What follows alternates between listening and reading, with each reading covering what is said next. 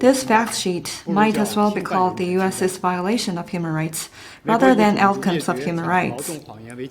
Under the pretext of genocide and forced labor, the U.S. has slapped sanctions on businesses and individuals in Xinjiang to cut Xinjiang off the global industrial chain and create forced unemployment and enforced poverty there.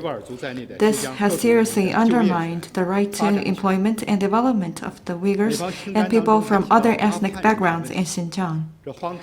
The U.S.'s fact sheet also mentions human rights abuses in Afghanistan. This is ironic and preposterous. Isn't the U.S. the main cause of the human rights tragedy in Afghanistan? When will the U.S. bring the killers of innocent Afghans to justice and return the $7 billion life-saving money to the Afghan people? What the U.S. should release is a fact sheet on its own human rights. It should give the freedom to breathe back to people like George Floyd, protect American children's right to be free from the fear of shooting, and save the lives of Americans struggling in the COVID-19 pandemic.